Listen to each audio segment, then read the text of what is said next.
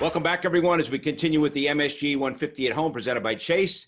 Bill Pidto and Alan Hahn, now joined by Red Bull midfielder and captain Sean Davis. Sean, thanks so much for joining us. It's great to see you. Hey guys, thank you so much for having me. I'm excited, and this is, like I was talking to you guys, my first interview in my bedroom, so looking forward to it. You're looking good. In fact, you've never looked better. People should know, by the way, the people should know we made you make your bed. Yeah, I cleaned up everything for you guys. I'm going all out. This is important. It's been said that a made bed is a great way, perfect way to start the day. So let's talk about the All-In Challenge that you guys are involved with. Tell us about that. Yeah, it's a great initiative. I think people are seeing more and more teams do it, more and more celebrities pitch in and do their part. And so we work closely with the front office. We developed, a series of,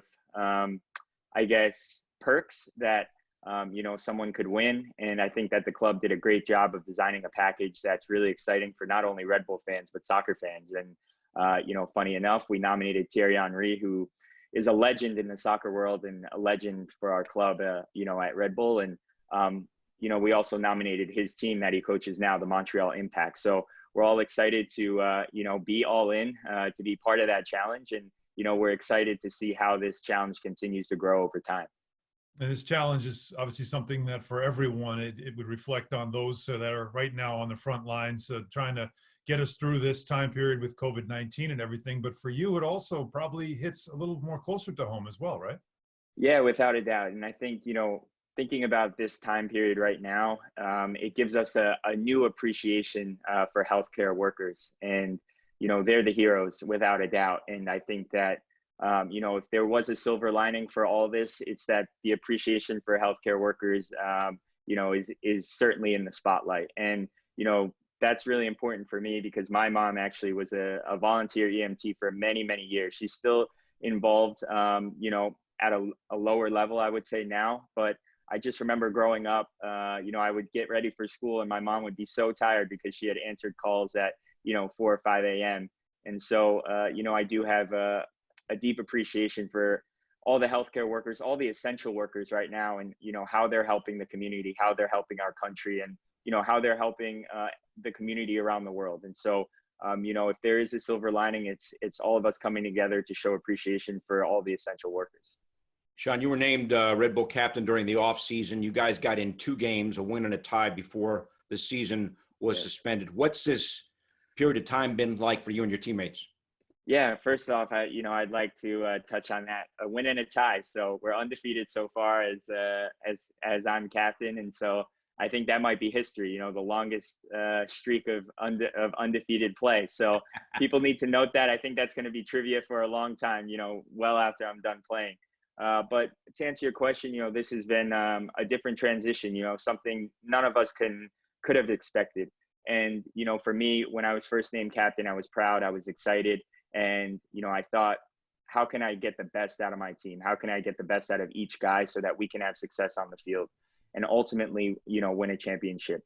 But that has quickly shifted to, is everyone being taken care of? It's not as much about soccer as it is about, health and wellness at this point. And so from my standpoint, my outlook has been, okay, how can I be as knowledgeable as possible on current events so that I can better inform my teammates? We're in constant contact. We have several different text message threads. And when you think about the soccer world and the soccer demographic, especially for our team, we have a lot of young international guys. And so it's important to stay in touch with them. And, they're in isolation in a sense by themselves in a new country. And so it's been challenging, but I think that it's, again, brought us closer together. And so we have several young guys that I've been in touch with. There's guys with families. And so there's a lot of different, scenarios that you have to take into account.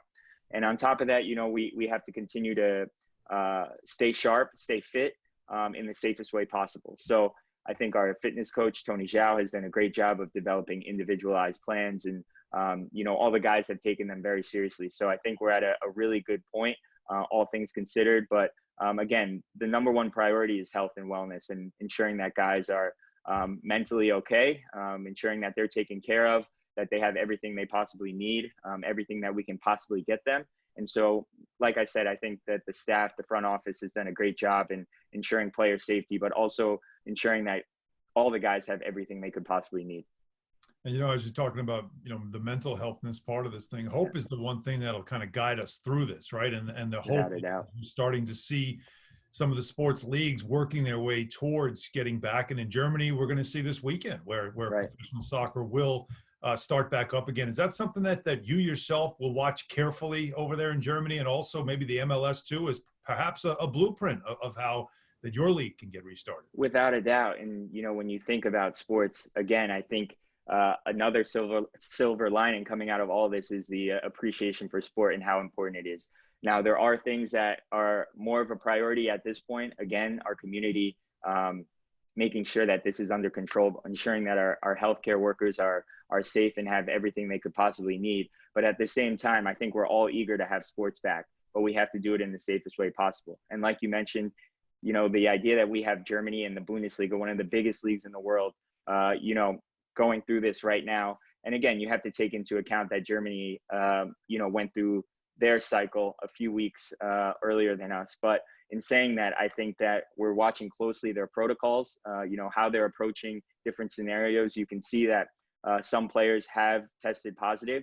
So it's important to analyze how they're handling things, and it's important to learn lessons from that. And hopefully that can be a guide for us as we hope to get playing again. That's going to be really important. And whenever I talk to, any journalist or any fan, or even my family, I think the light at the end of the tunnel for us is one day getting back at Red Bull Arena. I think that all gives us a lot of hope.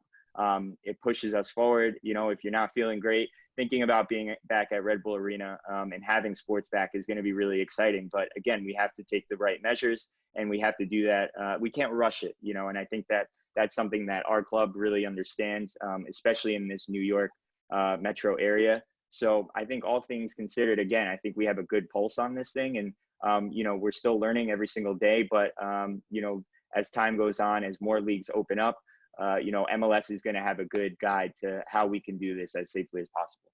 All right, Sean. Hey, we'll leave it there. Great to see you. Thanks so much for coming on the show, and hopefully we'll see you and your teammates on the field very soon. Bill and Alan, thank you guys so much for having me. Have a great day.